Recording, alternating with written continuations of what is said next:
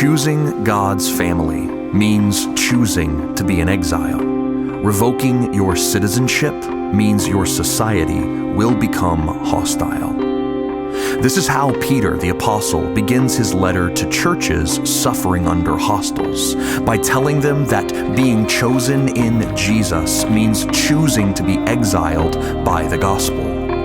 He told them this to show that they are not alone, for choosing God's family has always meant leaving home. This began with Sarah and Abraham. God chose them from Babylon to make them a new nation and take them to a new land, to make them his own family, his own society, home, and clan. But choosing to join God's kingdom community meant revoking their citizenship in Babylonian society.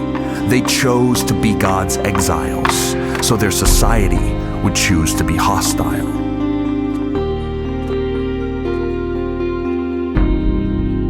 Joining this story were the Christians living in a new Babylon, the society of Rome. Like Sarah and Abraham, they too had been chosen to be exiles in their homes. For before Peter wrote his letter, he brought this exilic story of a chosen society to citizens all across Roman territory. People could tell he was an exile, not just because he rejected their external adornments and chose clothes that were more simple, but because his good life and good deeds served as an example that he was a citizen of another society that was anything but hostile. As people saw and heard his good life and good words, they chose God's family, even though it meant choosing to be in exile, even though revoking their citizenship meant their society would become hostile. And quickly, this exile became personal. For all across Roman households ruled by men, there were women and slaves, those typically overlooked and cast away, who were choosing that they were joining God's exilic family way. Households were fractured and frayed as God called out his special possession, his holy nation, his chosen race. And the exile these new Christians faced quietly did not just stay in their homes privately. For revoking their citizenship, they were rejected from society. Their shame, suffering, and disgrace followed them from the home to the marketplace. They were vandalized for their faith, ostracized for righteousness' sake. In their society and in their home, the citizens of God's family were made to feel alone. That is why Peter wrote, to remind them of their story, to remind them that they do have a society and a home. He reminded them that they are in the lineage of Sarah and Abraham. Exile was their family's tradition because they were chosen for a new home, chosen for God's kingdom. But more than being included in the story of Sarah and Abraham, Peter reminded them that Jesus was a chosen exile too.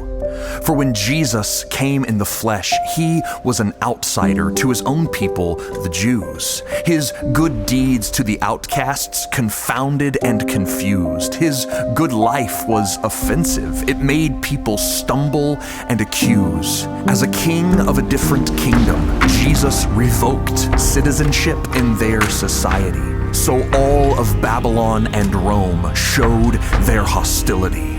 For an exiled king was not even who the Jews wanted or expected. Though Jesus was God's chosen, though he was precious by the world, Jesus was shamed and rejected. Jesus suffered. Our society was hostile, so he died. He, the true citizen, for we, the real exiles. Jesus, the King, suffered unjustly for doing good, so that's what his citizens should expect.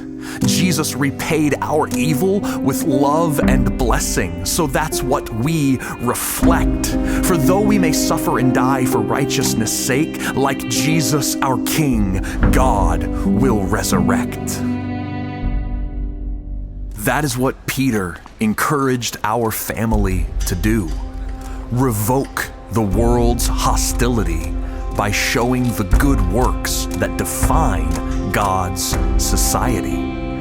Have a tender heart, love, and sympathy. Be zealous for good works, even if we're slandered publicly or privately.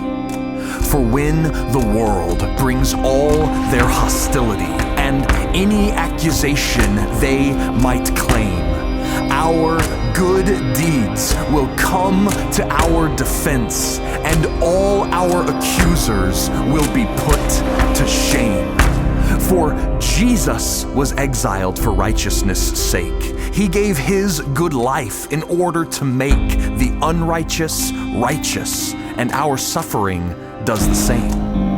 We can be righteous for the unrighteous. Our suffering for doing good causes hearts to change. Those looking on can be won without words because we revoked their hostility and our good works look strange. They will see that the family we have chosen is worth the exile we proclaim. Choosing God's family means choosing to be an exile, and revoking our citizenship means our society will become hostile. But those who do gain a family that will never leave them alone. Those who leave Babylon in Jesus always have a home. Hey everyone, I'm David with Spoken Gospel. Thank you so much for watching our video introducing the book of 1 Peter. Spoken Gospel is a nonprofit ministry dedicated to speaking the gospel out of every corner of Scripture. And we do that through free videos just like the one you watched. And we give all of it away for free because of people just like you who give a little bit of what they can every month or one time to help us make these videos for free. So if you want to join our community and help us make these videos, or you want to see all of our free resources, just head over to spokengospel.com.